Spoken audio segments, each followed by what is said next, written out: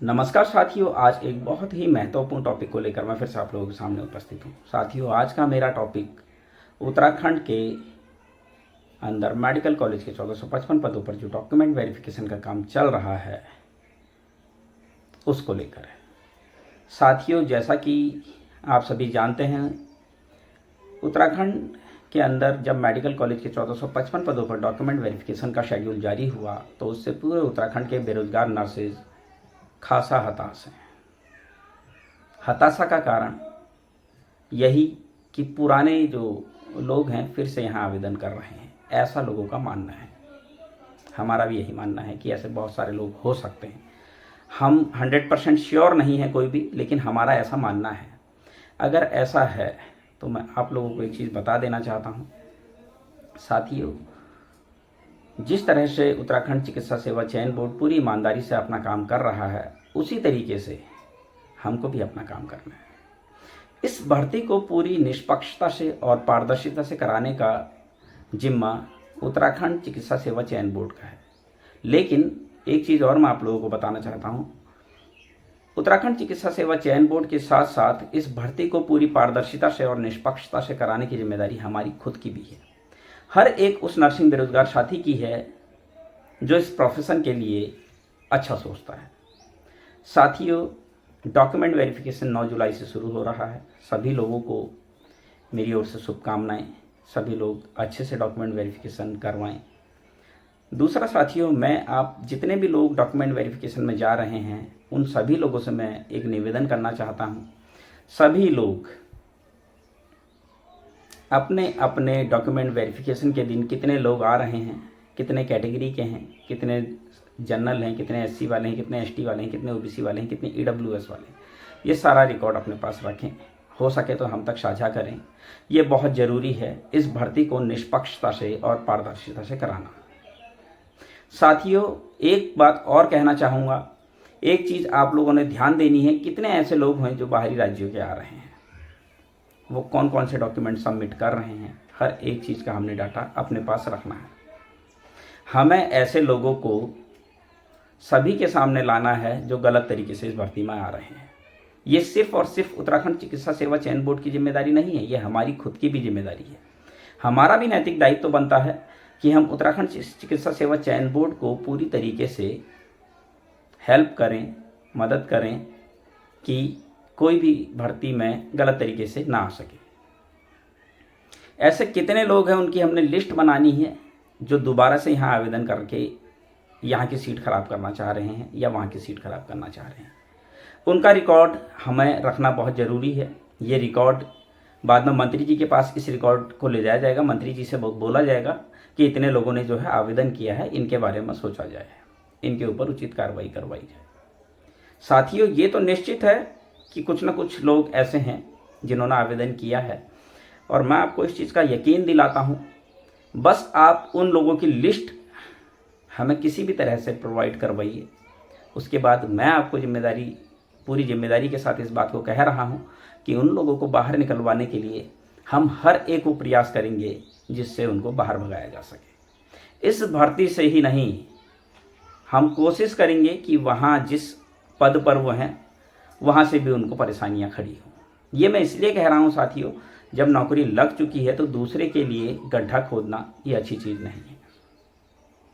बाहरी राज्यों के जितने भी कैंडिडेट हैं, लगातार साथियों, लगातार इतनी बाहरी राज्यों की इतनी महिलाओं की कंप्लेंट आ रही है, इतने पुरुषों की कंप्लेंट आ रही है, उनकी एक लिस्ट बनाई जाए।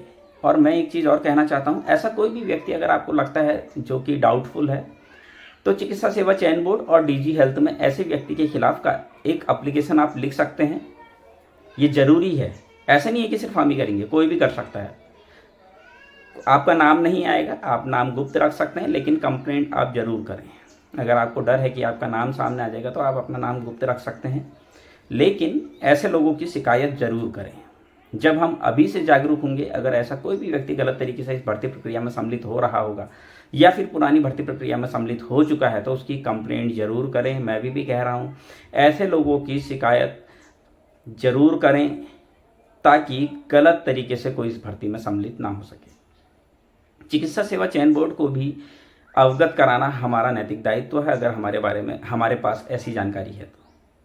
इससे चिकित्सा सेवा चयन बोर्ड को भी बहुत हेल्प मिलेगी। मैं उत्तराखंड की समस्त बेरोजगार नर्सेस से सिर्फ और सिर्फ एक निवेदन कर रहा हूँ, डॉक्यूमेंट वेरिफिकेशन में जितने लोग जा रहे हैं वो हर एक का डाटा अपने पास रखें, पूरी लिस्ट बना लें। बहुत बड़ा काम नहीं है, वहाँ पर इतना समय मिलता है। सभी का नाम, उनका एड्रेस, कब के पास आउट हैं, ये चीज़ ले लें, जानकारी ले लें उनसे। उनका एक बार डॉक्यूमेंट्स चेक कर लें, चाहे उनका डिप्लोमा चेक कर लें, कहीं वो झूठ तो नहीं बोल रहे हैं। सभी का डाटा रखना बहुत ज़रूरी है। ये बात मैं हर एक उस शख्स से बोल रहा हूँ जिसका डॉक्यूमेंट वेरिफिकेशन है। साथियों, हमारे बाकी जो साथी हैं जिनको डॉक्यूमेंट वेरिफिकेशन में नहीं बुलाया गया है, उनको हमसे बहुत उम्मीदें हैं। हमें हर हाल में उनकी उम्मीदों पर खरा उतरना है। हमें हर हाल में इस भर्ती को पूरी पारदर्शिता से करवाना है। इसके लिए बाहरी राज्यों से जो गलत तरीके से इस भर्ती प्रक्रिया में सम्मिलित होने की कोशिश कर रहे हैं, उनको बाहर निकलवाना बहुत ज़रूरी है। जो दोबारा आवेदन कर रहे हैं, जिनका सिलेक्शन स्वास्थ्य विभाग के 1564 पदों पर हो गया है और वहाँ जॉब करते हुए अगर उन्होंने यहाँ आवेदन किया है, तो उनको भी बाहर निकलवाना बहुत ज़रूरी है। साथियों, मैं फिर से आप लोगों से निवेदन कर रहा हूँ, ऐसे लोगों की लिस्ट बनाएं। दूसरा, जितने लोग भी डॉक्यूमेंट वेरिफिकेशन में आ रहे हैं उनकी लिस्ट बनाएं, उनका डाटा अपने पास रखें, उनका नाम, पिता का नाम और उन्होंने जो है कब कोर्स किया, कोर्स कंप्लीट कब हुआ, उसके बाद उनका स्थायी पता और कहाँ से उन्होंने ये कोर्स किया है। इतनी जानकारी आप रख लें। उसके बाद सारा जो डाटा है हम भी निकालेंगे, ऐसे नहीं कि हम नहीं निकालेंगे, सारा डाटा हम भी निकालेंगे। इससे क्या होगा साथियों, एक बहुत बड़ी हेल्प मिलेगी हम लोगों को, ऐसे लोगों को सेलेक्ट करने में जो गलत तरीके से इस भर्ती प्रक्रिया में सम्मिलित होने की कोशिश कर रहे होंगे। अगर सीनियर्स ऐसे आ रहे हैं तो हमारे लिए एक बहुत आसान तरीका हो जाएगा। उन लोगों के खिलाफ हम स्वास्थ्य मंत्री जी के पास जाएंगे और स्वास्थ्य मंत्री जी से हम ये बात कह सकेंगे कि आपने उस समय कहा था, जब पोर्टल बंद किया था, तब आपने कहा था कि पोर्टल इसलिए बंद करवाया जा रहा है, 12 दिसंबर 2023 को पोर्टल इसलिए बंद करवाया जा रहा है ताकि कोई भी सीनियर जिनका सिलेक्शन वहाँ हो गया है वो मेडिकल कॉलेज के पदों पर आवेदन ना करें। अगर फिर भी आवेदन करते हैं तो मंत्री जी ही उनके लिए आगे का रास्ता देखेंगे कि उनके साथ क्या करना है। हम इसमें कुछ नहीं करेंगे, हम मंत्री जी के ऊपर इस चीज़ को छोड़ेंगे, क्योंकि मंत्री जी ने हमें आश्वासन दिया था कि जिन लोगों का चयन हो चुका है वो यहाँ आवेदन नहीं करेंगे। इसके लिए पूरी लिस्ट बनाकर हम मंत्री जी के पास जाएंगे और मंत्री जी ही इसका सॉल्यूशन करेंगे। आप मेरी बातों को समझ रहे होंगे साथियों, ये बहुत ज़रूरी मुद्दा है। दूसरा, जितने भी लोग ऐसे हैं, मैं फिर से कह रहा हूँ, बहुत सारे लोगों की कॉल आ रही है कि बाहर से इतने लोग आ चुके हैं, उनको 2 साल 3 साल हुए हैं, उन्होंने आवेदन किया है, डॉक्यूमेंट वेरिफिकेशन में उनको बुलाया है। कुछ नहीं करना है, आप उनके खिलाफ कंप्लेंट कर दें। शिकायती पत्र आप लिख सकते हैं, आप उनके खिलाफ शिकायत करें कि गलत तरीके से यहाँ इस भर्ती में आए हैं। ये आपकी खुद की नैतिक जिम्मेदारी है, किसी एक के भरोसे ना बैठें।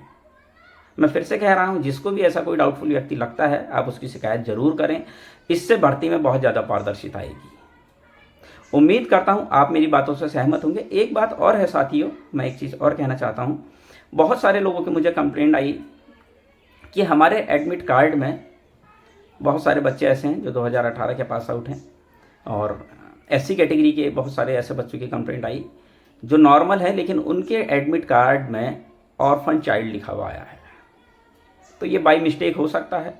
और एक कंप्लेंट ऐसी भी आई है कि जनरल 2016 की किसी फीमेल कैंडिडेट को बुलाया गया है, तो बाई मिस्टेक ऐसा हो सकता है। फिर भी आप एक बार चिकित्सा सेवा चयन बोर्ड में फ़ोन करके क्लियर कर लें। उम्मीद करता हूँ साथियों, आप मेरे द्वारा बताई गई जानकारी से संतुष्ट होंगे, और मैंने जिस तरीके से भी आप लोगों से कहा है कि इस तरीके से आपको जानकारी इकट्ठी करनी है, तो उस जानकारी को आप इकट्ठा करके हम लोगों तक पहुंचाएंगे। अगर आप ये जानकारी हम तक पहुंचाते हैं तो इस चीज़ का यकीन रखिए, हम इस भर्ती को पूरी पारदर्शिता से करवाएंगे, और जो भी गलत तरीके से इस भर्ती प्रक्रिया में सम्मिलित हो रहा होगा उसको बाहर कराने की जिम्मेदारी हम लेते हैं। धन्यवाद।